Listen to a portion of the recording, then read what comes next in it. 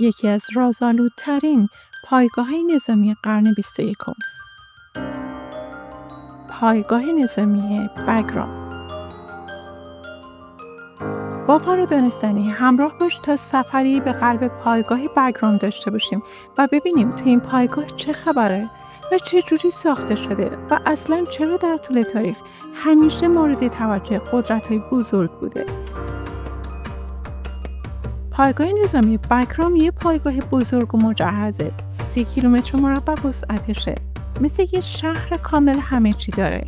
بیمارستان، زندان، رستوران، فست‌فود، حتی سالن سینما، باشگاه ورزشی، زمین فوتبال و حتی مسجد و کلیسا.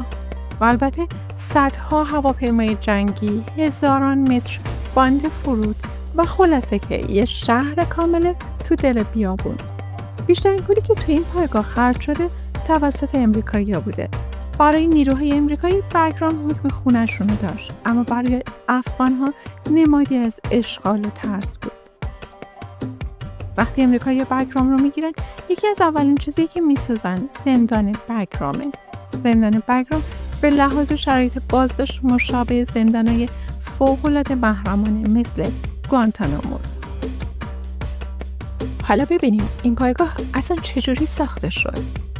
بعد از جنگ جهانی دوم قدرت‌های بزرگ تو کشورهای مختلف نفوذ پیدا کردند که هم تو ویدیو دیوار برلین ماجرای نفوذ تو آلمان رو دیدیم و هم تو ویدیو پایتخت جاسوسای دنیا ماجرای نفوذ تو اتریش رو دیدیم و این بار سال 1950 در افغانستان.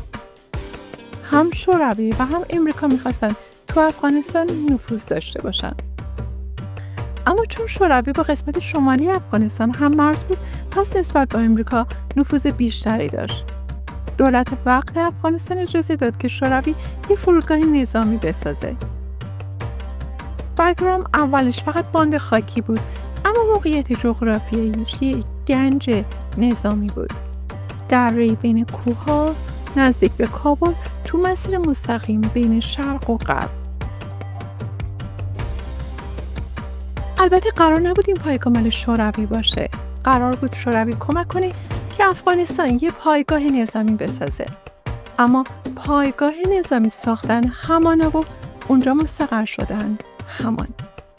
همین موقعیت بود که باعث شد تو 1980 شوروی از این پایگاه برای حمله به مجاهدین استفاده کنه. که البته شوروی شکست خورد و مجبور به عقب نشینی شد و پایگاه افتاد دست مجاهدین افغانستان. اما جنگ داخلی جریان داشت و در نهایت طالبان اول اینجا رو میگیره. سال 2001 بعد از حملات 11 سپتامبر آمریکا به افغانستان حمله کرد و فقط چند ماه بعد بگرام دوباره زنده شد. اما این بار نه برای روسا بلکه برای امریکایی‌ها. اگه تا اینجای ویدیو رو دوست داشتی لطفاً لایک کن. بگرام به سرعت به بزرگترین پایگاه نظامی امریکا تو افغانستان تبدیل شد. تو پایگاه بگرام اسرار زیادی دفن شده، از عملیات‌های فوق محرمانه گرفته تا بازداشتگاه‌هایی که بعداً اسمش رو سر زبون افتاد که گفتیم خیلی‌ها بهش گوانتاناموی دوم میگن. امریکایی‌ها 20 سال تو این پایگاه حضور فعال داشتن. اما نقطه اوج داستان پایانش بود. دوم جولای 2021 سربازای امریکایی نصف شب 22 پایگاه رو ترک کردند بدون خداحافظی، هشدار یا توضیحی. وقتی صبح شد نگهبانای افغان با درهای باز و انبارای خالی روبرو شدند. حتی برق پایگاه رو هم قطع کرده بودند. افغانستان به دست طالبان افتاد و طالبان چند هفته بعد وارد بگرام شد بدون شلیک حتی یک گلوله. البته ظاهر ماجرا اینجوری بود.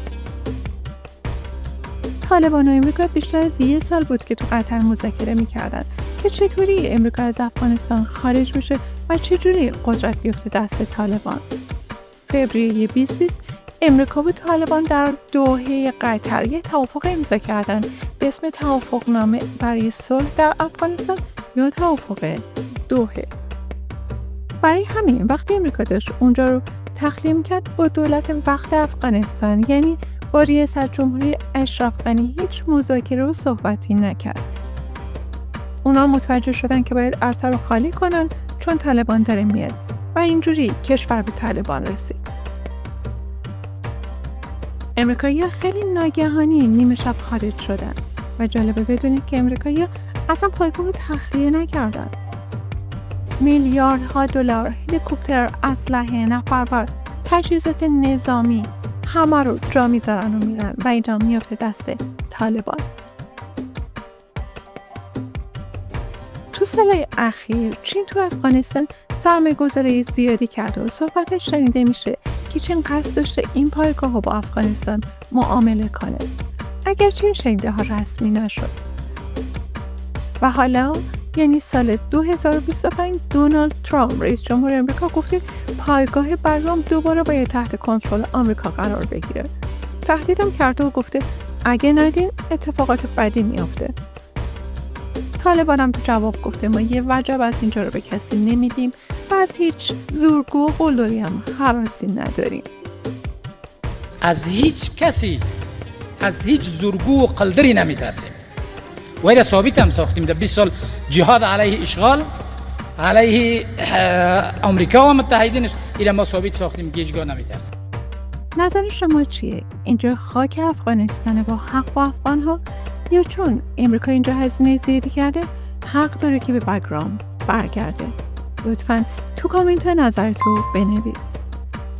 حالا اینکه اصلا چرا رفتن، چرا بعد این همه سال میخوام برگردن، دلایل مستندی نداریم، ولی دونالد ترامپ گفته ما به خاطر این بگرام رو میخوایم چون با مرکز ساخت بمب‌های اتمی چین فقط 1 ساعت فاصله هوایی داره.